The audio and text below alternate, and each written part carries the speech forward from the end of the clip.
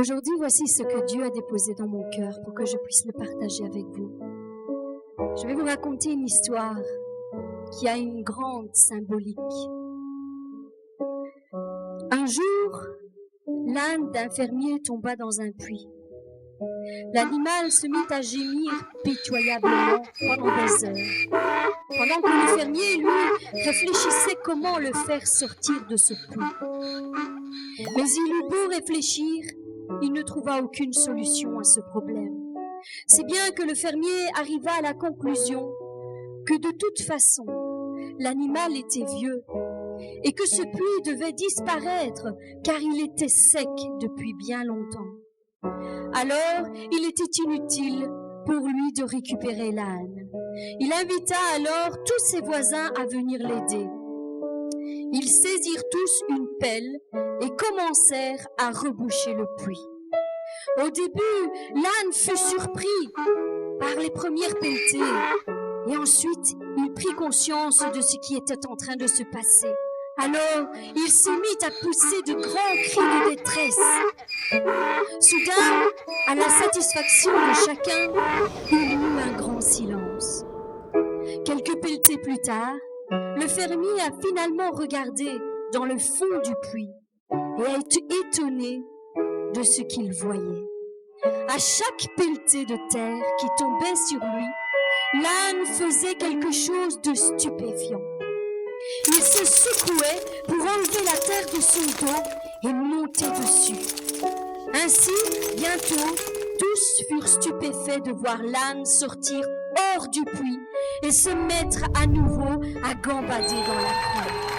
Amen, Seigneur. Cette histoire nous enseigne un principe très important que nous devons tous mettre en application à un moment ou l'autre de notre vie. La vie n'est pas toujours un long fleuve tranquille. À un moment ou l'autre de ta vie, tu vas rencontrer des problèmes et des difficultés qui vont essayer de t'engloutir, de t'écraser, de t'étouffer, de t'abattre une bonne fois pour toutes et d'en finir avec toi. Mais toi, en tant qu'enfant de Dieu, tu dois lever les yeux vers le ciel et garder les yeux fixés sur celui qui peut te remplir de sa force pour te faire sortir de ton trou, sortir de ton problème, sortir de tes angoisses, sortir de tout ce qui t'écrase dans la vie, afin que tu puisses de nouveau jouir d'une vie remplie de joie et de bonheur. Car Dieu a des projets de paix et de bonheur pour toi, une vie en abondance remplie de bonnes choses. Il ne faut jamais abandonner, tu dois te secouer et avancer pour voir la victoire dans ta vie. Oui, ne te laisse pas abattre, ne baisse jamais les bras, tu peux toujours t'en sortir, aussi bas que tu sois tombé. Tant que tu es en vie, tant que tu respires, il y a encore de l'espoir. La vie est parfois difficile, mais n'oublie pas qu'il n'y a pas de victoire sans combat. Au reflet de cette histoire, combien de fois avons-nous subi des choses semblables? Combien de fois a-t-on voulu te jeter dans un puits comme Joseph, en te disant que tu étais inutile, misérable, minable, incapable, bon à rien, sans aucune valeur, que ta vie n'avait aucun prix pour personne. Combien de fois a-t-on voulu t'en souvenir avec des paroles blessantes qu'on te lançait au visage sans la moindre retenue? Combien de fois tu supportais les regards hautains qui te jugeaient de haut? Combien de fois tu étais méprisé et condamné pour des choses que tu n'avais même pas faites? Combien de fois as-tu entendu des discours accusateurs et vu des gestes déplacés? Combien de fois as-tu subi, sans te défendre, les pensées perverses et la méchanceté gratuite envers ceux en qui tu avais mis ta pleine confiance? Combien de fois a-t-on mis sur tes épaules un poids bien trop lourd à porter, bien trop lourd à supporter? Toutes ces choses sont venues dans ta vie comme de la terre déposée sur tes épaules qui sont venues alourdir ta marche avec Dieu. Elles elles ont voulu t'ensevelir, ensevelir ta paix, ensevelir ta joie, effacer ton sourire. Elles ont voulu t'imposer un visage sombre et triste. Elles sont venues et ont volé ta destinée, tout simplement. Oui, elles ont volé tes projets, tes buts et même tes espoirs. Au point de dire, ça suffit, j'en ai assez. C'est trop dur pour moi, c'est trop difficile, c'est trop lourd. Je lâche, je laisse tomber, je n'ai plus la force de vivre une telle vie. Combien de personnes en sont venues à cette terrible conclusion? Je veux mourir, je veux que tout cela s'arrête. Eh bien moi je te dis, ça suffit. Il faut que ça change. Il faut que tu changes ta façon de penser. Il est temps que tu sortes de ton trou. Il faut que tu changes. Lève-toi et laisse Dieu changer ton histoire. Laisse Dieu te transformer. Transformer l'impossible dans ta vie en possible. En possible dans ta vie. Tes échecs en victoire. Tes incapacités en force, tes peurs en une foi qui déplace même les montagnes, ta timidité en une incroyable assurance, tes pleurs en cris de joie. Laisse-le te débarrasser de toutes ces pensées de médiocrité et laisse-toi relever et régner avec ton Dieu. Fais comme cet âne, secoue-toi, débarrasse-toi de tout ce qui veut t'enterrer. Oui, secoue-toi, marche dessus pour sortir de ton trou, sors de ton désespoir, sors de ta dépression, sors de ton découragement, sors de tes problèmes financiers, sors de tes problèmes de famille, sors de tous les problèmes et les difficultés qui essaient de t'enterrer et d'en finir avec toi. Il est temps que tu changes ta façon de penser, que tu changes ta façon de voir les choses. Arrête de subir les choses. Reprends ta vie en main et bats-toi pour faire ressurgir le meilleur en toi. Oui, nous avons un Dieu de miracles. Je ne cesserai jamais de le proclamer. Nous avons un Dieu de miracles qui fait au-delà de tout ce que nous pensons ou imaginons. Et même si nous marchons parfois dans la vallée de l'ombre de la mort, tu ne dois pas craindre, tu ne dois craindre aucun mal, car Dieu est avec toi et il dresse même une magnifique table devant tes adversaires.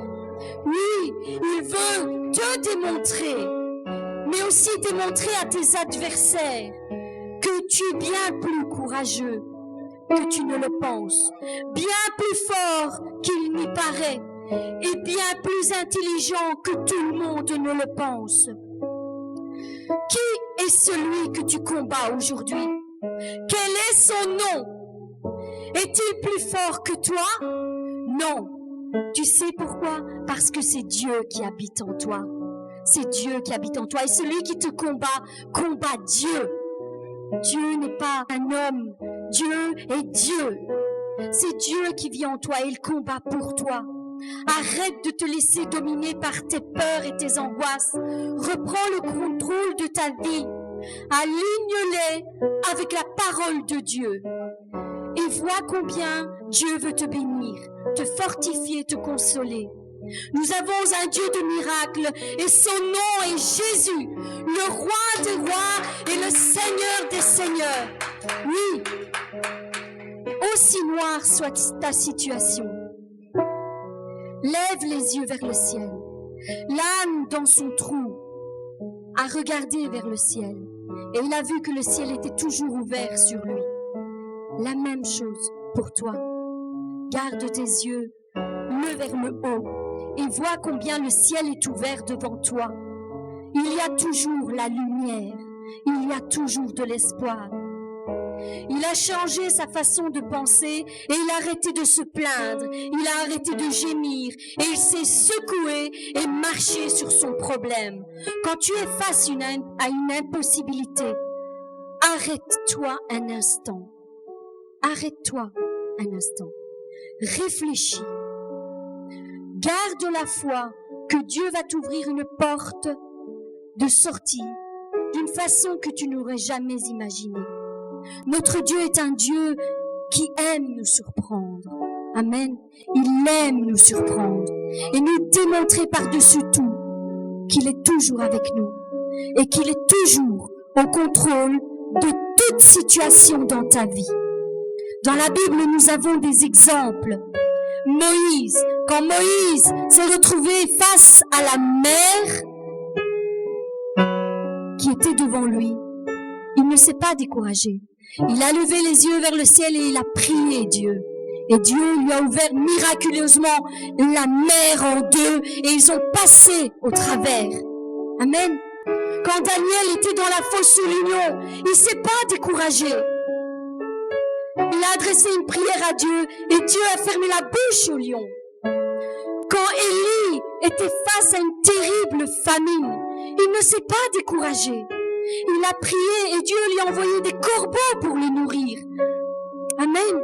Quand Josué était face au mur de Jéricho, amen, il ne s'est pas découragé. Dieu lui a fait savoir ce qu'il voulait faire.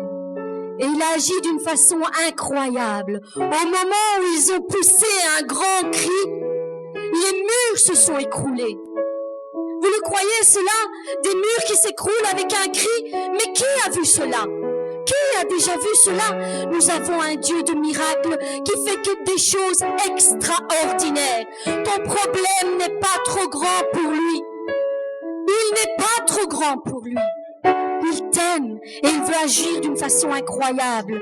Il veut te délivrer de tous tes problèmes.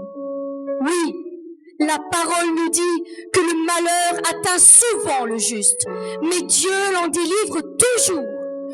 Toujours. Dieu le en délivre toujours. Alors, crois en ce Dieu en qui tu as mis ta confiance. Il ne te décevra pas. Quelle que soit la difficulté qui se dresse devant toi, ne baisse pas les bras. Lève les yeux vers le ciel. Secoue-toi de la poussière de la méchanceté. Secoue-toi de la poussière de la maladie.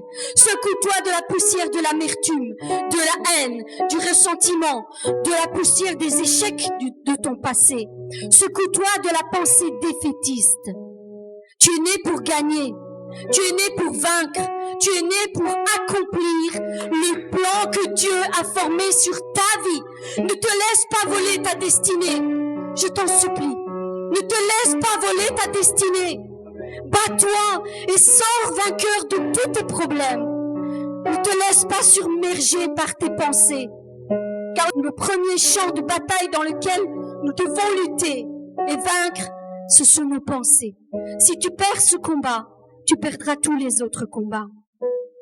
Ne te laisse pas dominer.